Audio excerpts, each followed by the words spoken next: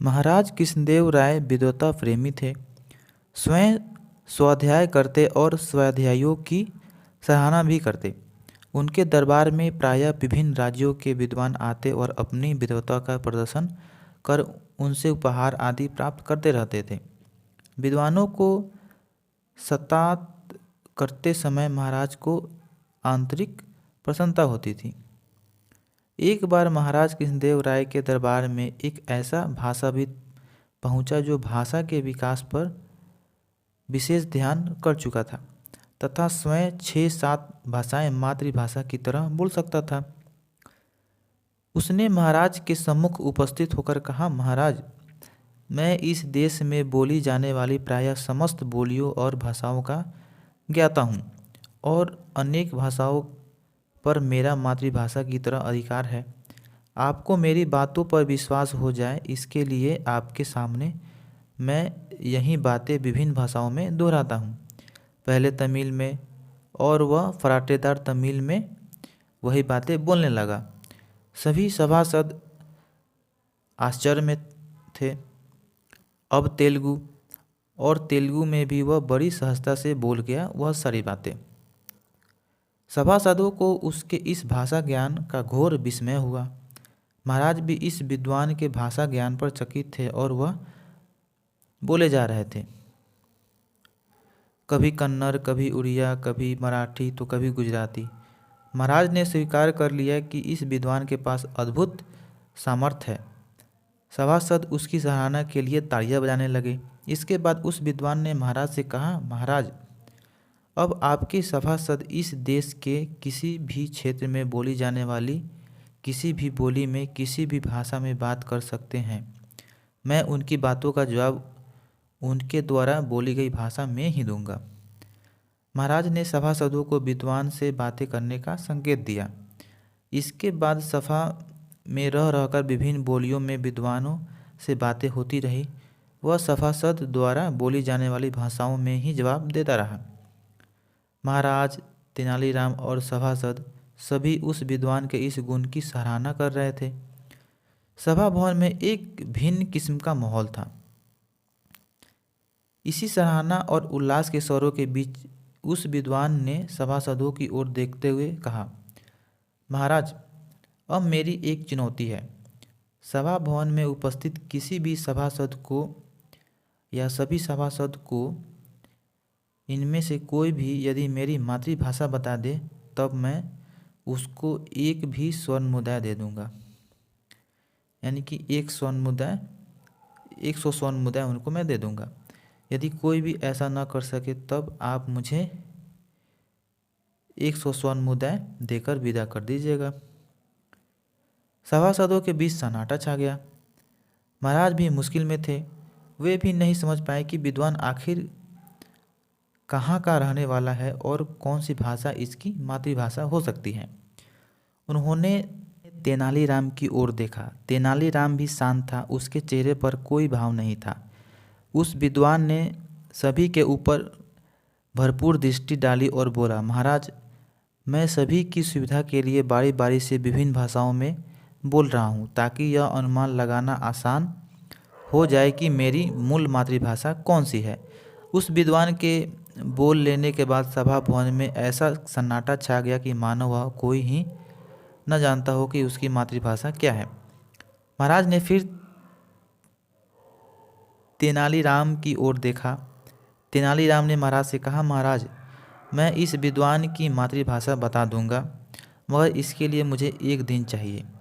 1 रात के लिए मेरा अतिथि बनकर रहना होगा। महाराज ने कहा, क्यों तेनालीराम, अभी ही क्यों नहीं बताते?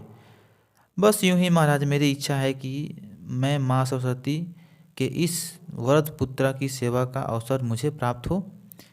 तेनालीराम ने कहा, विद्वान व्यक्ति सम्मान का भूखा होता है। सम्मान मिलने से उसके अहंकार को संतुष्टि मिलती है। इस विद्वान को तेनालीराम के प्रस्ताव पसंद आया। उसने महाराज से कहा, महाराज, मैं इस आतिथ्य ग्रहण करने के लिए तत्पर हूँ, लेकिन शर्त यह है कि यदि ये मेरी मातृभाषा नहीं बता पाए तो इन्हें भी स्वर्ण मुद्राएं मुझे इन सभी सभासदों के समक्ष ही देनी पड़ेगी।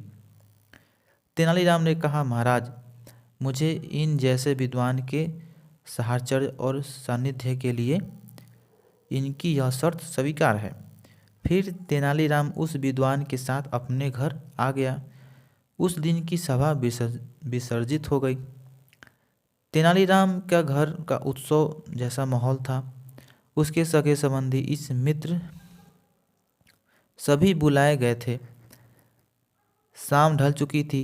तेनालीराम के द्वार पर कई मशाल जलाकर प्रकाश किया गया। तेनालीराम ने अपने पड़ोसियों को भी सूचित किया कि उसके घर एक ऐसा विद्वान आया हुआ है जिससे वह चाहे जिस बोली में या भाषा में बात करे वह उन्हीं बोली में उत्तर देगा या उन्हीं भाषा में उत्तर देगा। देर रात तक तेनालीराम के दरवाजे पर लोगों का मजमा लगा रहा। विद्वान जब थककर चूर हो गया तब तेनालीराम ने लोगों को विदा किया। उसने विद्वान को खूब मीठे पकवान खिलाए जिसके कारण विद्वान को नींद आने लगी। तेनालीराम ने उसके सोने की व्यवस्था अलग कमरे में कराई। जब विद्वान सो गया तब तेनालीराम ने एक सेवक को एक बर्तन में गर्म पानी दिया और कहा, तुम जाओ और जाकर उस सोए हुए अतिथि के पांव पर यह गर्म पानी उड़े लाओ। उसके बाद जो कुछ होगा उनसे मैं निपट लूँगा। सेवक डरता हुआ विद्वान वाले कमरे में गया। थोड़ी ही देर में विद्वान की चीख और कन्नड़ में उसके बोलने की आवाज़ सुनकर तेनालीराम उसके कमरे में पहुंचकर विद्वान से पूछा, क्या हुआ? विद्वान उस समय घबराया हुआ था। विद्वान ने तेनालीराम से कहा, तुम्हारे सेवक ने मेरे ऊपर गर्म पानी डाल दिया। यह सुनकर तेनालीराम ने चीखकर अपने सेवक को आवाज़ लगाई, रामलिंगन, इधर आओ, सुनो हमारे माननीय अतिथि क्या कह रहे हैं। रामलिंगन ने कहा, स्वामी, मैं इसकी दवा के लिए गर्म पानी लेकर आ रहा था। हाथ में गर्म पानी लेकर जब दवा लेने के लिए इस कमरे में आया तो मेरा पाँव पलंग के पाए से टकरा गया और कटोरे से पानी उछलकर इनके पाँव पर गिर गया, जिसके कारण ये जग गए और मैं इनके क्रोध से बचने के लिए डरकर बाहर भाग गया। तेनालीराम ने हाथ जोड़कर अतिथि से क्षमा याचना की और उसके पाँव को ठंडे पानी से धोकर उस पर आलू के गूदे का लेप लगाया, जिनसे अतिथि का जलन शांत हो गया और वह शांति से सो गया। दूसरे दिन तेनालीराम अपने विद्वान अतिथि के साथ महाराज कृष्णदेव राय के दरबार में उपस्थित हुआ। महाराज और सभी सभासद मानो उसकी ही प्रतीक्षा कर रहे थे। तेनालीराम और विद्वान अतिथि द्वारा आसन ग्रहण कर लेने के बाद महाराज ने सभा की कार्रवाई शुरू कराई। विद्वान ने उठकर कहा, महाराज, मैंने तेनालीराम की शर्त पूरी कर दी है। अब आप तेनालीराम को कहे कि शर्त के अनुसार वह मेरी मातृभाषा बतलाए या मुझे 100 स्वर्ण मुद्राएं देकर विदा करे। महाराज ने तेनालीराम से कहा, क्यों तेनालीराम, तुम अब बताओगे कि अतिथि का मातृभाषा क्या है? जी हाँ महाराज, हमारे अतिथि की मातृभाषा कन्नड़ है। यह सुनना था कि वह विद्वान अपने आसन से उठकर आश्चर्य से तेनालीराम को देखने लगा और उसके हाथ जोड़कर स्वीकार कर लिया कि मेरी मातृभाषा कन्नड़ ही है। उसने यह भी कहा, महाराज, मैंने आपके दरबार की प्रशंसा तेनालीराम के कारण ही सुनी थी। मुझे 100 स्वर्ण मुद्राएं इन जैसे प्रतिभा संपन्न व्यक्ति को भेंट करते हुए हार्दिक प्रसन्नता होगी। यह कहते हुए उसने तेनालीराम को 100 स्वर्ण मुद्राएं सौंपने की तत्परता दिखाई।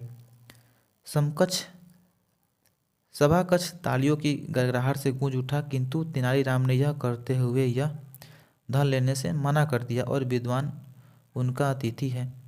अतिथि का सम्मान करना हमारी परंपरा है। अतिथि से कुछ लेने की लालसा हमें नहीं होती।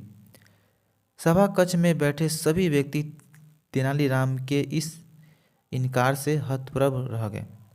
वह विद्वान तेनालीराम से इतना प्रभावित हुआ कि अपने ज्ञाता होने के अहंकार से मुक्त होकर तेनालीराम के चरण छू लिए और कहने लगा, तेनालीराम, आप जैसे विद्वान से मिलकर मेरा जीवन धन्य हो गया। मैं जीवन पर्यंत आपकी प्रतीक्षा और आपकी सम्मान की भावना को नहीं भूल पाऊंगा। ऐसा कहकर विद्वान महाराज कृष्णदेव राय के दरबार से बाहर आ गया। उसके जाने के बाद महाराज ने तेनालीराम से यह जानना चाहा कि उसने कैसे जाना कि उस विद्वान की मातृभाषा कन्नड़ ही है। तेनालीराम ने हंसते हुए महाराज को रात की घटना सुना दी तथा